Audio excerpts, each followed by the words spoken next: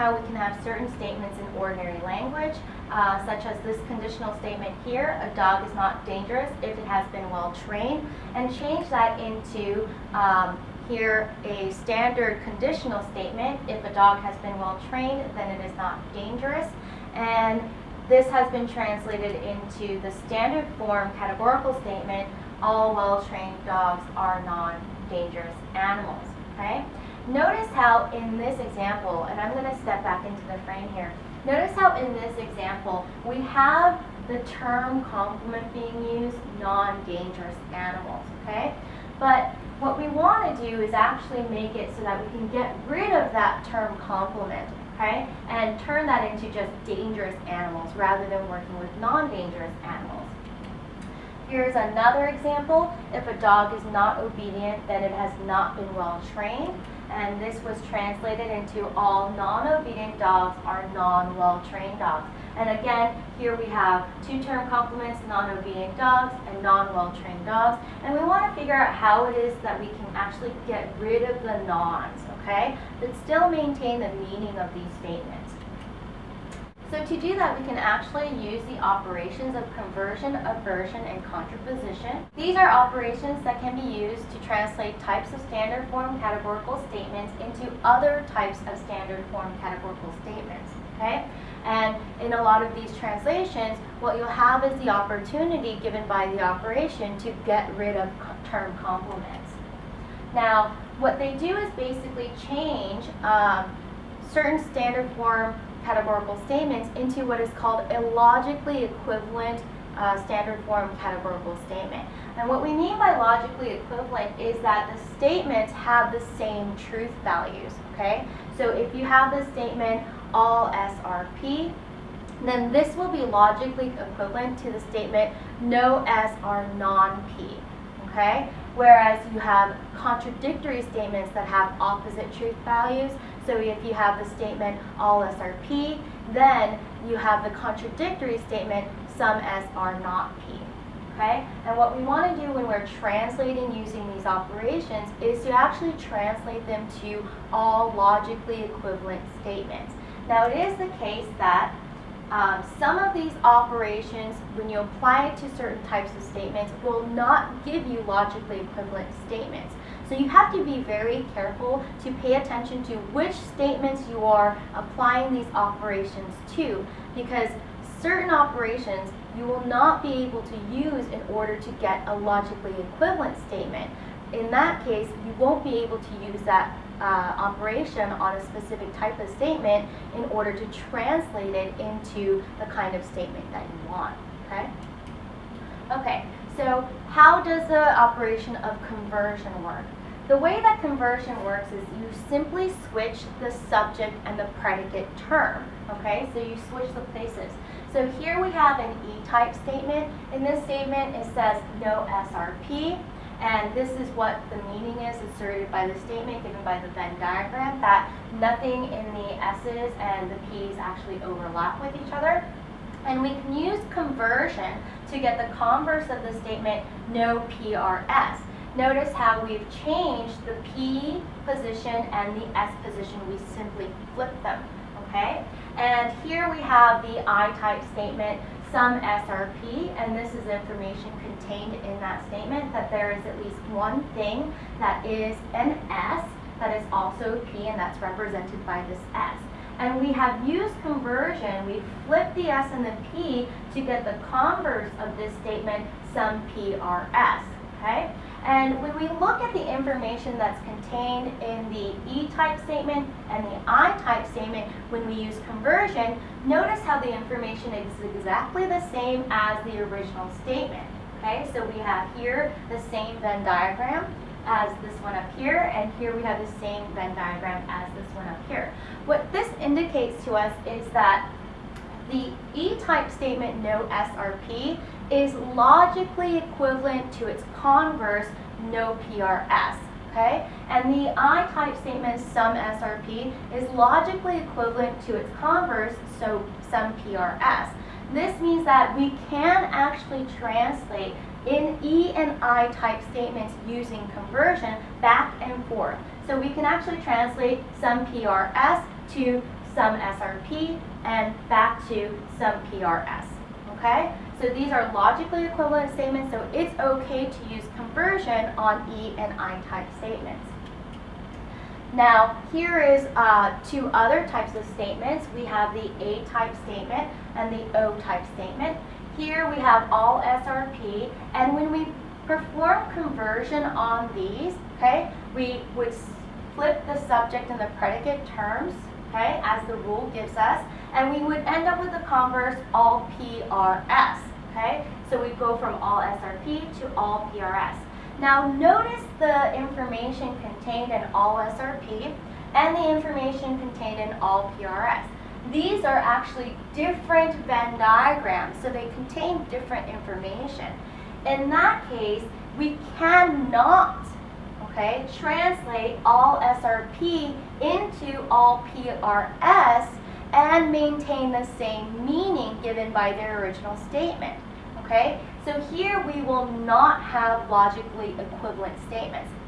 So although you can perform the operation of conversion on an A-type statement, you cannot use it to translate this type of statement into a logically equivalent statement, a statement with the same meaning. Okay? So you'll have a different meaning when you do such an operation, so you're not going to be able to use this operation on an A-type statement to translate that statement into its converse, okay? Unlike the E and the I-type statements that we spoke of before. This is also the case for the O-type statement. Now notice how here we have some S are not key, and this is the information that's contained by the Venn diagram for the statement. So this is what the statement is asserting, that there's at least one X that's outside of all the things that are P, okay? And when we use conversion on this, once again, we would flip the S and the P, and we have some P are not S. So this is the converse of the statement here. Now, the problem with this, again, is that when we use conversion on an O-type statement and end up with its converse, we actually don't have a logically equivalent statement. So the Venn diagram for this statement here, the converse, is this here. And this is suggesting that there's at least one thing that's a P that's outside all the things that are S's, okay? So because these don't give us the same information, these are not logically equivalent statements. So you can't use this kind of operation, conversion, to go from an O-type statement, okay, to its converse, okay? So although the operation is doable, like you can perform the operation, it's not going to give you a logically equivalent statement with the same meaning. So you can't use it to actually do a translation, okay? Because you'll end up with a statement that has a different meaning. So for conversion, you can use conversion with an E and an I type statement in order to get logically equivalent statements.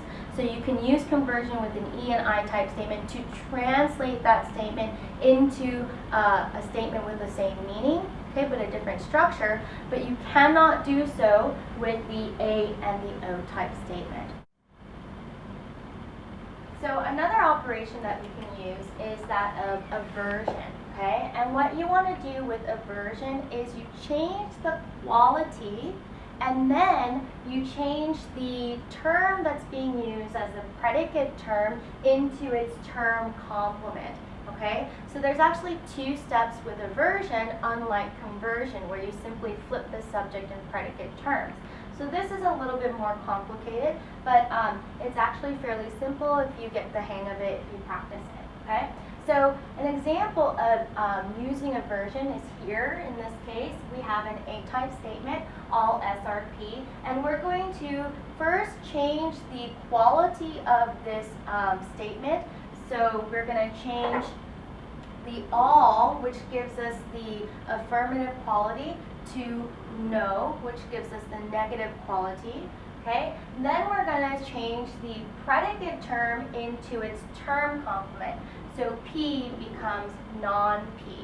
Okay? And we can go back and forth actually. So we can go from an E-type statement that has a term complement as its predicate term and translate that into an A-type statement using aversion.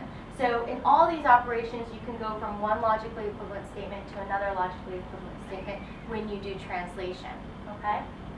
So here again, we have the A-type statement, all S are P, and notice how the information that's contained in this statement is suggesting that none of the things that are S's are only S's and not P's, okay? So we have this area here shaded. It's not possible for things to exist that are just S's and not P's. And if we look at the diagram for the obverse of this statement, no S are non-P, we actually have the same exact Venn diagram. So in this case, we have the same information being contained by the A-type statement and the E-type statement that is the obverse. So these are both logically equivalent statements, okay? Now let's look at this one here. This is the O-type statement. So we have some S are not P, and we change its quality, okay? We have the R not being indicating the negative quality of this statement, and we're going to change that to a affirmative by changing the copula to R, okay? By doing so, we're changing the O-type statement into an I-type statement, okay?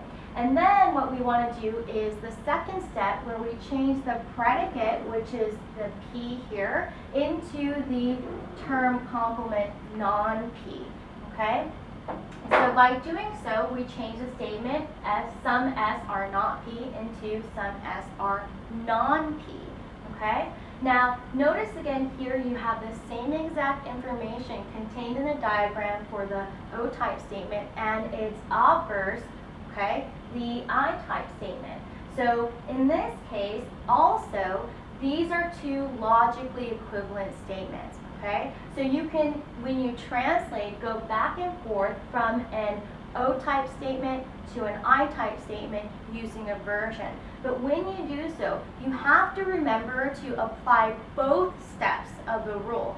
So you change the quality, and then you also have to change the predicate term to its term complement. When we go back from some S are non-P, you have to change the quality.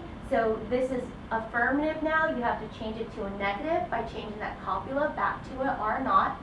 And then you change the term complement here to a its own term complement, which is back to P. Okay? So non-P, the term complement of this is P. P, the term complement of that is non-P. Okay?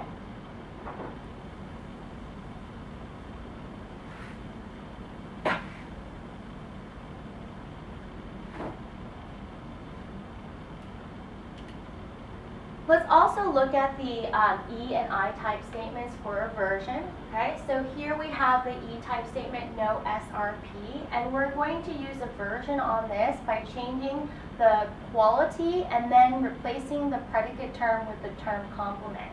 Okay, so here we have the negative is indicated by the quantifier no, and we're going to change that into an affirmative by using the quantifier all. Okay.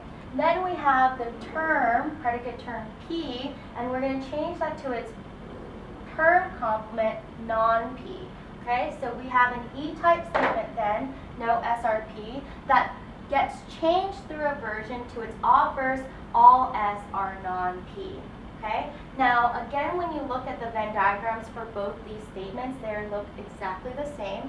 So the information contained in this statement is exactly the same as the information contained in this statement, which then gives us the fact that we can translate this type of statement into the E-type statement or an E-type statement into an A-type statement using aversion, okay? Because they will give us logically equivalent statements, okay?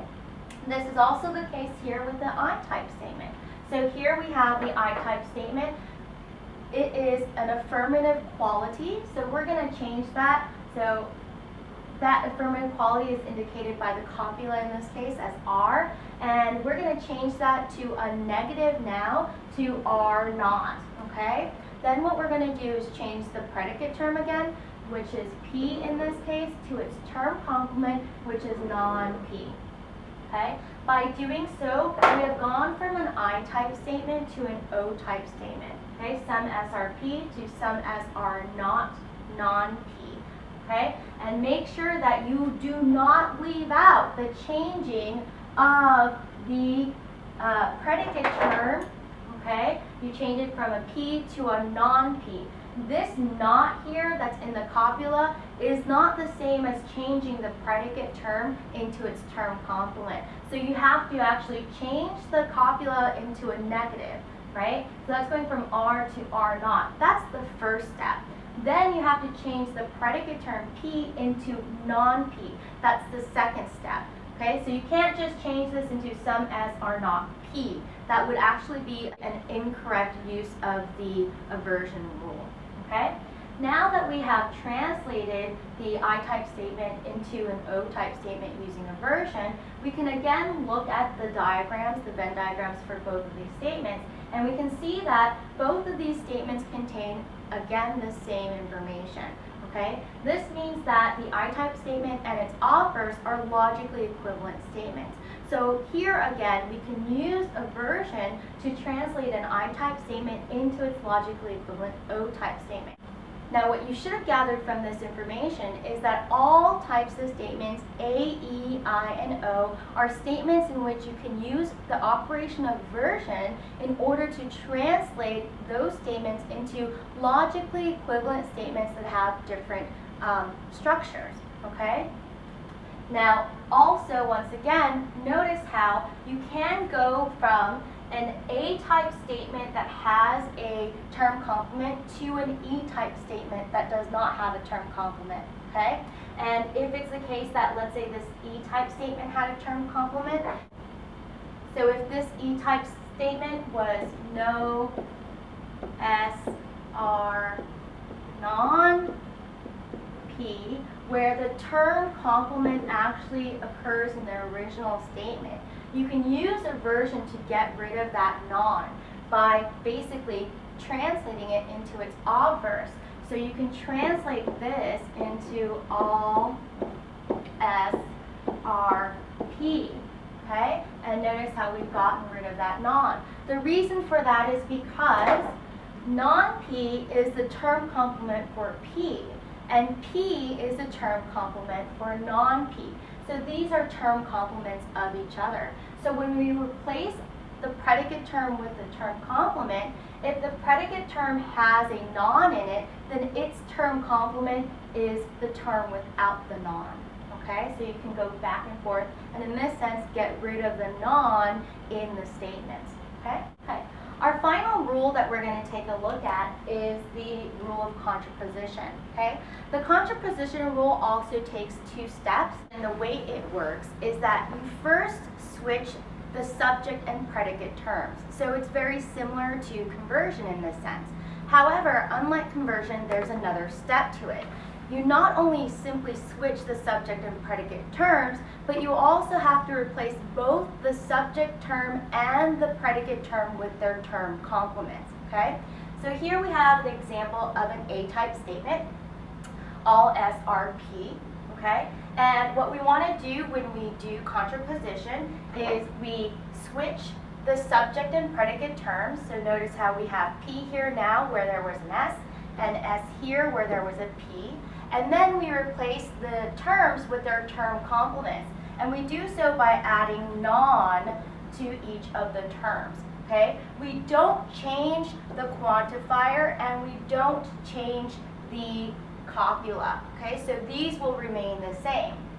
Now when we look at the Venn diagrams for the statement all SRP and its contraposed statement, all non-P are non-S, you can see that basically the Venn diagrams look exactly the same, okay? This means that both statements contain the same information, so they are logically equivalent statements. Now, to understand what all non-P are non-S mean, okay, let me go to its Venn diagram, okay? So if you look at the Venn diagram, we have the circle which represents the S term, and then we have the circle which represents the P term. Now, inside these circles, here you have things that are S's and only S's, but they are also those things that are S's that are non-P's, okay? And here in this side, you have things that are P's and only P's, and those things are also those things that are non-S's. In the middle, you have things that are S's and P's, and then out here in this outer area, all those things are the things that are both non-S's and non-P's, okay? So when you say that all non-P are non-S's, we're dealing with those things that are just non-P's, which happen to be those S's, okay? And we're saying that things that are just non-P's, okay, don't exist. Basically that all those things that are non-P's are also non-S's, okay? So here's the non-S circle, which means we get rid of this area here. Okay, so then we have remaining in the S circle the overlap between the S and the P. Okay, so this is why the information in all S are P and all non-P's are non-S's look exactly the same. They contain the same information. So it's okay for you to use contraposition on an A-type statement in order to translate an A-type statement to its contraposed statement. Okay? Now, remember I also said that you can go back and forth. So you can go from a statement like this, that's an A-type statement with two term complements in them as both the subject term and the predicate term, into the regular A-type statement where you get rid of those term complements, okay? So you can go from this to this and this to this. Now let's look at the O-type statement. Now notice here we have the statement, some S are not P, so this is an O-type statement.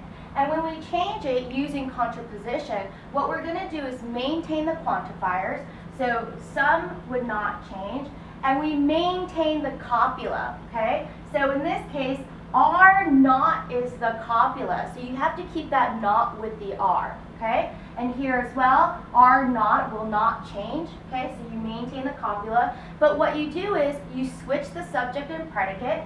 So here's the subject, and now it's over here. And then you also switch the predicate. So here was the predicate, and now it's over here. Okay?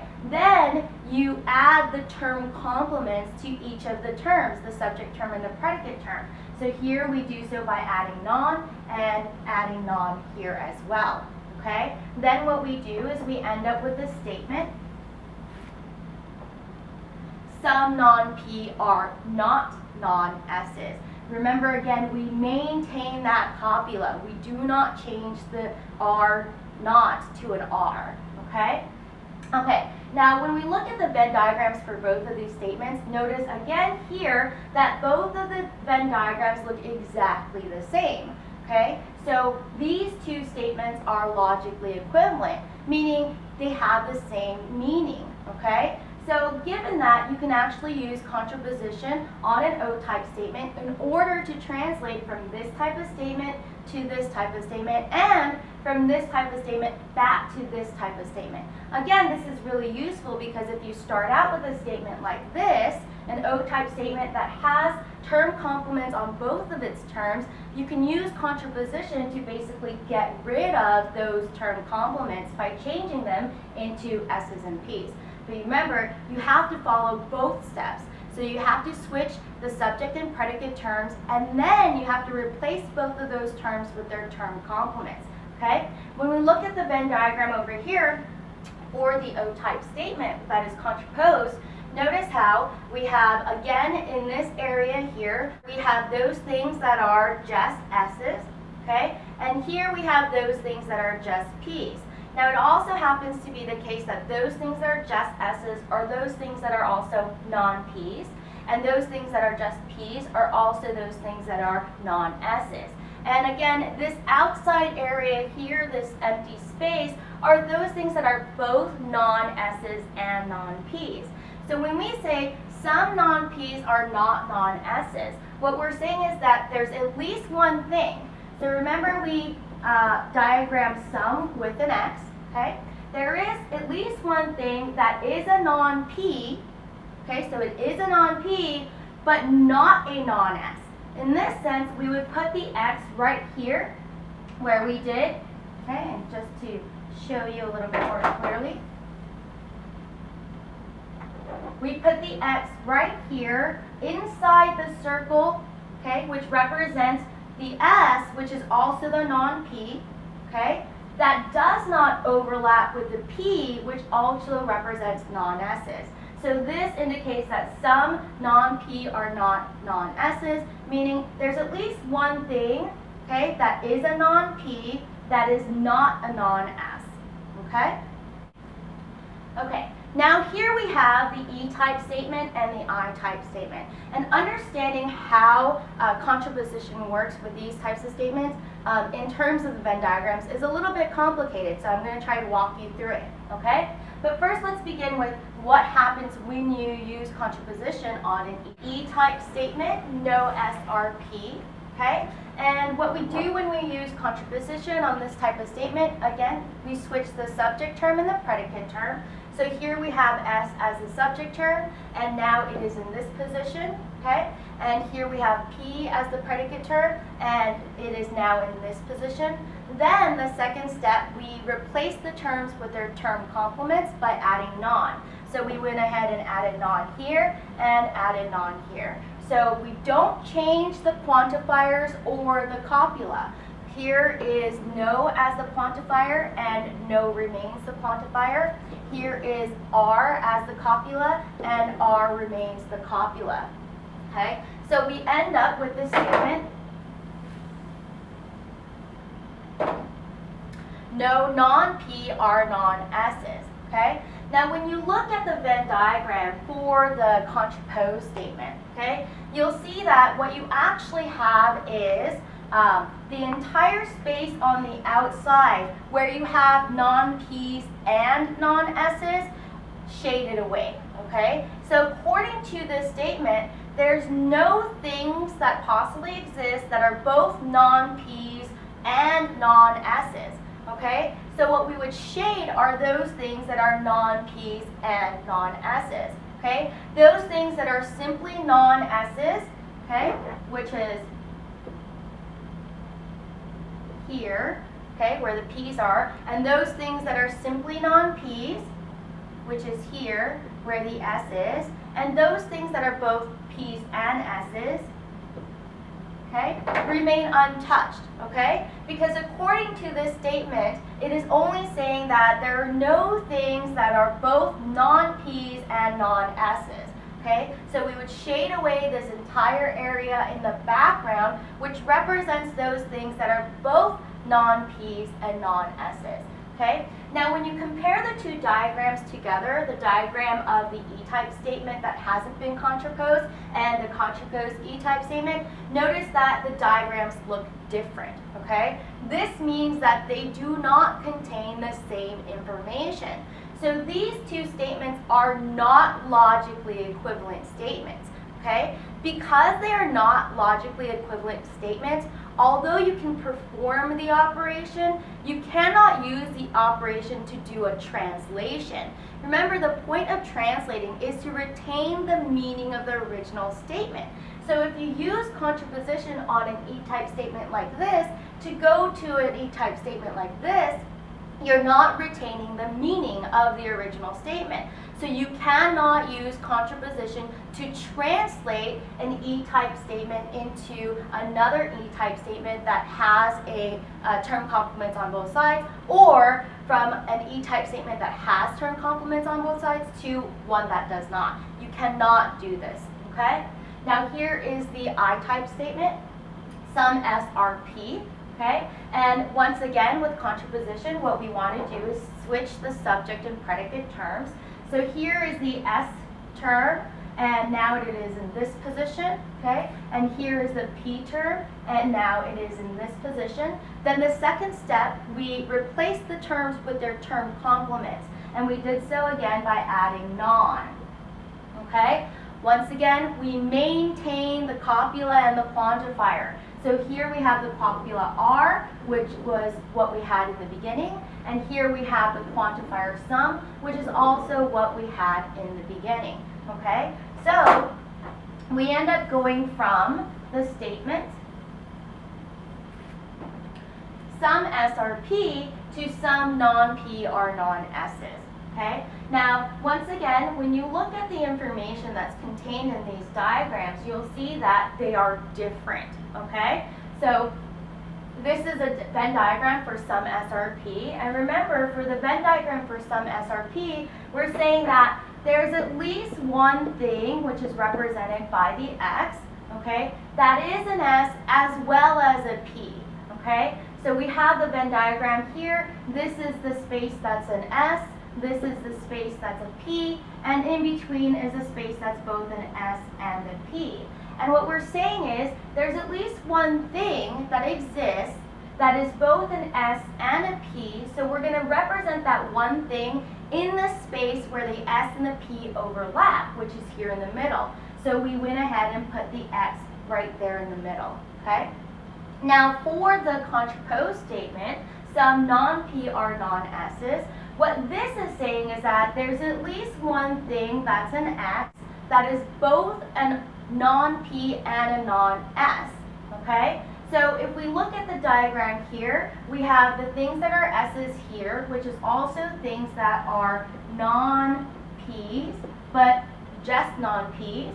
And here we have things that are P's, which are also non-S's, but that are just non-S's, okay? And then we have the overlap here, where you have things that are both S's and P's. And then in the outside area here in the surrounding space, we have those things that are both non-P's and non-S's, okay? And according to this statement, there's at least one thing that exists, some, okay, represented by the X, that is both a non-P and a non-S.